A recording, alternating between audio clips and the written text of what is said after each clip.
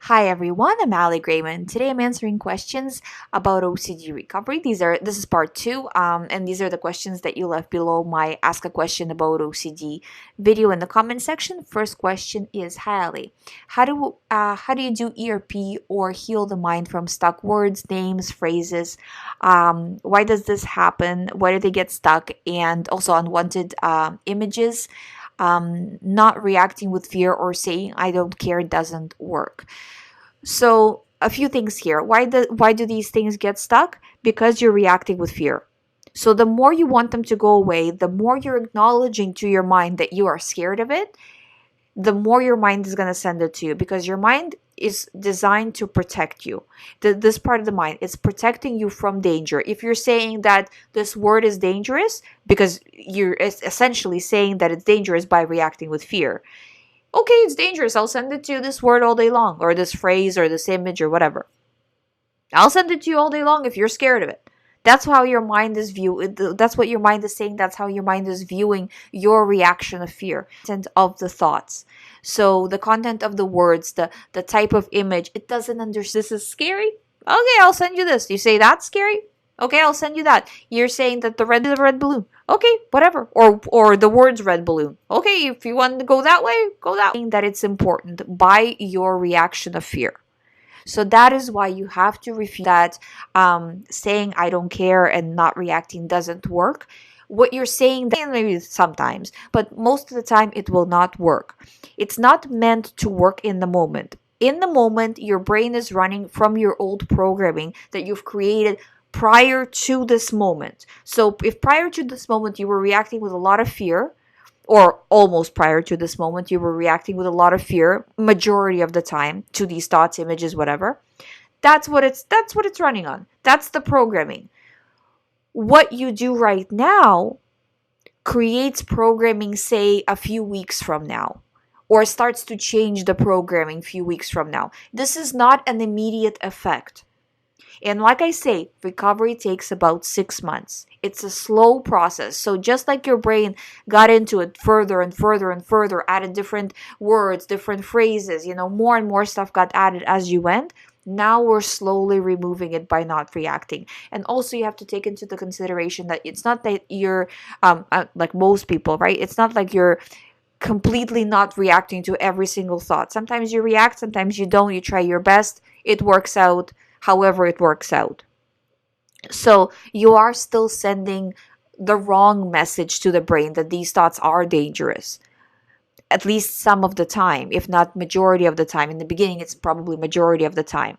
So there is still bad programming that's still taking place, right? So you have to give it time. You have to give yourself time to heal and just working on it every day. But this is the time that everybody who's recovering goes through. Accountable for every time a phrase, a word, an image comes into your mind, you are accountable. So you need to react without fear, just acknowledging that, yeah, nice try, what it is that you're doing. So going on with your day as you would go on with your day if you didn't have if this is not happening. You know how I say in my previous videos about the noisy neighbor. Yeah, I have a noisy neighbor, whatever. I have to live with him for the time being. But I'm going with my day as if he doesn't exist. And just keeping going like this. This is how you see progress, and this is how you ultimately recover. Next question is, Hi Ali, can you please give tips on how to deal with real event OCD and false memories that arise from those real events from the past? Thank you. This is a great question and really great worded question because the two connect. So real event OCD and false memories that go along with it. So basically, what would be an example? But what if it wasn't an animal? What if it was a person? If I start to think back, what if it was on purpose? All of those kinds of things. So you take an event. Another example would be a very common example. I was drinking. That's a real event. What if I did something when I was drinking? Or I remember having an argument with someone. Again, real event. what if I said something extremely inappropriate during that argument, right? So a false memory grabs onto it, and then you start to think, oh yeah, but what about this? What about that? And you really start to go into it. So look at it that you know what the real event is, and then everything that goes. So the way the person usually will word this is they'll say, I remember this, this, and this, but what if this, and this also happened? And I need to figure it out. So that additional stuff is always going to be OCD, and you have to work on disregarding all the time. Don't even get into it. Don't analyze. Don't ask people. Don't go over. Don't try to figure it out, because that will only get you deeper in. And the more you analyze it, the less you start to really even understand the situation. You're now kind of caught up in this fog of analyzing. If you're in it right now, you have to stop thinking about it entirely in terms of actually actively thinking. The thoughts are going to come in. You can't help that. I understand that. It's obvious. But how you are engaging it, you have to disengage and just let the thoughts spin in your mind, but disengage, because you need to see perspective, and you can't see perspective when you're kind of so zoomed into the thoughts. So, and then as you do this, you will start to feel better. But yeah, but real event OCD, this is how it pretty much goes. It's connected to false memory. Sometimes, not necessarily always. Sometimes it can be connected to guilt, overvalued morality, like those kinds of things as well. But um, um, usually, most of the time, I see it as a false memory. Next question is, hi Ali, after starting recovery process, the anxiety is increasing. How do you manage anxiety? Is meditation helpful? So again, very good question. When you start start to do recovery work, and this is actually going back, if the person who asked me the first question is still listening, because this is actually a very important part as well, that when you start, anxiety at first goes up because you're putting yourself in an anxious situation, and then revoking situations. We're talking about situations that are not like some outrageous situation, just normal situations that people day to day go through, right? But you can't because you have OCD and this is scary, but everybody else doesn't really care about it, right? So those are the situations that we're talking about. Or just in terms of PRO, just having a thought come in without trying to change it and alter it, like the person was saying in the first question. And again, so the anxiety will increase. How do you manage it? I would say the point of doing exposure and response prevention is to do response prevention. So if you feel that it's overwhelming, exposures, maybe just the exposures that you are doing are just too much, and meditation is definitely helpful in any situation. It's a really good idea. So I do highly recommend doing meditation in any stage of OCD recovery. It just really does help. Next question is, I watch your videos in which you are saying don't drink tea, coffee. Now I'm fearing about it. My biggest problem is that when I listen to negative things, then I'm afraid. Please give some advice on it. So you have to look at what I said as an exposure exercise for yourself. So now you think, well, what if I drink it? What if, what if, right? So we don't want to be doing perfection kind of rituals and everything. So if you feel like, well, if I just drink 1 cup of coffee, all the world is going to fall apart, that's not true. What I'm saying is generally, and most of the time when people are saying things, they're saying generally don't do this because it's going to increase your anxiety. And I mean, many of my clients drink coffee and they recover either way, but it just makes it a little bit harder. But right now you're kind of asking it for reassurance, and if you do this with, like you're saying, like you do this with other things as well, try just to not be getting into perfection. It is what it is. Who cares? I'm not trying to figure it out like that. She meant what she meant. I'm not figuring it out. I'm doing the best I can with not drinking tea or coffee. So, or sometimes people will say, well, I like tea. I'm drinking tea anyway. I don't care what you say, Ali, but I won't drink coffee. So that's okay too, right? Not going into absolutes. Next question is, do you have any tips for metaphysical contamination, OCD, or obsessions about the past? Well, this is a PRO type of OCD, so the best thing is just not to get into analyzing. With any PRO type of OCD, the best idea, and I find that this works so well, is start writing down how much time you're spending analyzing the thoughts in minutes. So, not when the thought came in, but how much time did you actually engage in the thought? And really get down to the very minutes. So, okay, so this was 5 minutes, this was 25 minutes, and then add it up throughout the day. If you have count, right, then you are accountable, and then things will start to improve very, very quickly, because you'll see like, oh, altogether, if I added up, it ended up being, I don't know, 7 hours. That's not very good. So tomorrow I'm going to try to do at least 6, or at most 6 hours.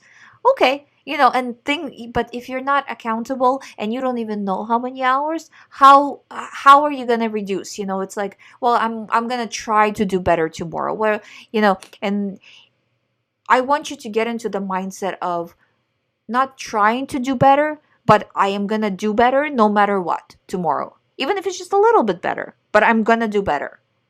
And when the thoughts come in, I'm going to refuse. I'm going to refuse no matter what, to the best of my ability, but I am going to do it. More determined, less let's leave it up to fate kind of idea. You have control over these thoughts, not over them coming in, but when they came in, what are you doing? Are you taking them seriously? Are you ruminating? Are you analyzing? Or are you saying like, okay, whatever, noisy neighbor, I'm moving on. I'm done with it. You have that power. You just have to exercise the power.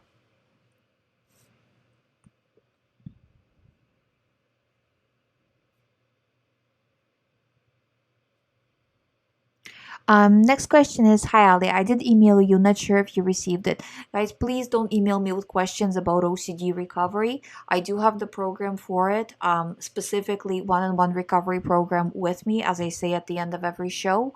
I only do Q&A through here just because my email is just blowing up. I don't even see emails when they come in because it's gotten to this level. Um, but it's good that you actually messaged me here so I can answer. Can you tell me how to fight the urge of self-harm? I have one particular scenario of harming my eyes. It came when I was fearing losing my sight some months ago. The thought torments me and causes distress. Is ERP enough to remove it? Yeah, of course. It's just saying like, okay, tell me, OCD, all about how I'm gonna harm my eyes. Tell me all about it. Let's hear it all. And whatever it tells you, you just have to say, nope, has to do with me harming my eyes, disregarding. And keep saying this throughout the day. Like, oh, another thought about the eyes. Here we go again. Still disregarding. Kind of make fun of it. Don't take it seriously. Be sarcastic with it. That's what you have to do. Don't analyze the thought. Don't try to figure it out. Don't defend yourself like, no, I wouldn't do this. Who are you defending yourself against? It's not worth your time. Don't do it. Just focus on other things and just say, sure, sure, OCD, nice try, not buying it anymore. I'm done buying it, right? That's how you have to be acting all day. This is not an uncommon OCD situation. So just look at it as, yeah, OCD, whatever. What else you got, right? Try to look at it that way and act that way. Even if you feel like sometimes you're faking it, it's good to act that way.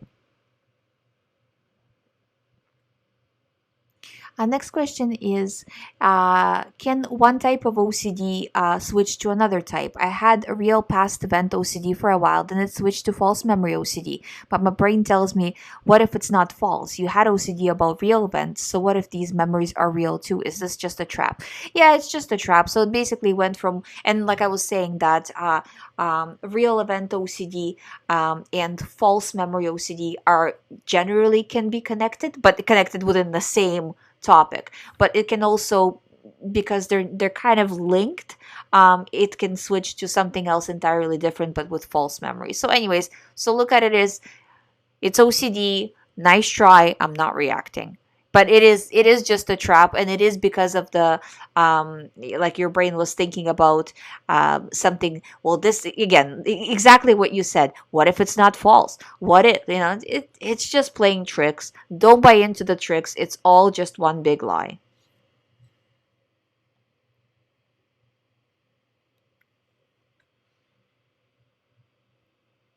Next question is, hi Ali, what should I do when I get this urge and anxiety of undoing a thought or an action? Don't undo.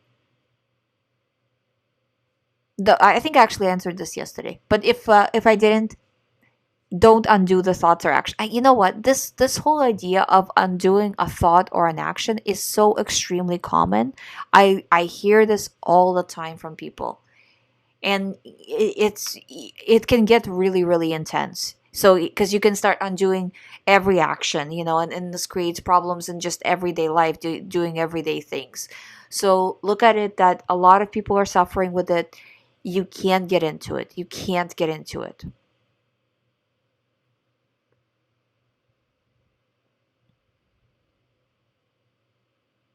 Next question is this part of OCD recovery? I suffer from ROCD and HOCD and I have been experiencing no anxiety to the thoughts. However, the anxiety is now directed towards my boyfriend and I feel like I'm lying to him.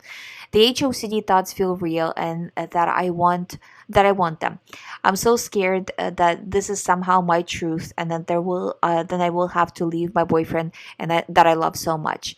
I'm on this SSRIs for 3 weeks and my anxiety has dropped since being on them. I don't know what to do. You have to just disregard.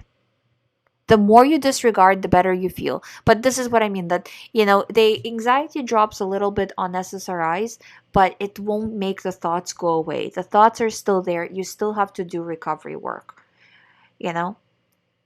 And by doing recovery work, I mean anything that has to do with ROCD, with HOCD. Do I feel anxiety? Do I not feel anxiety? Why don't I feel anxiety? All of it is just a part of it. This situation, this entire situation, I've heard a million times. So this is textbook common.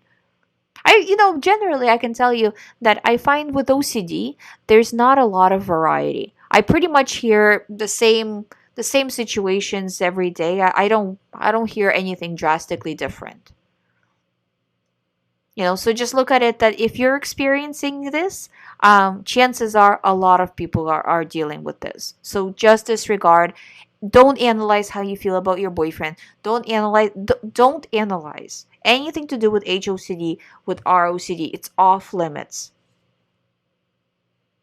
Next question. Oh, same. Any advice on real event OCD? So I think I've already covered that. So advice is the same. Disregard. Thoughts come in, disregard. Another comes in, disregard. You have to show your mind that you are not scared, even if you're faking it at first.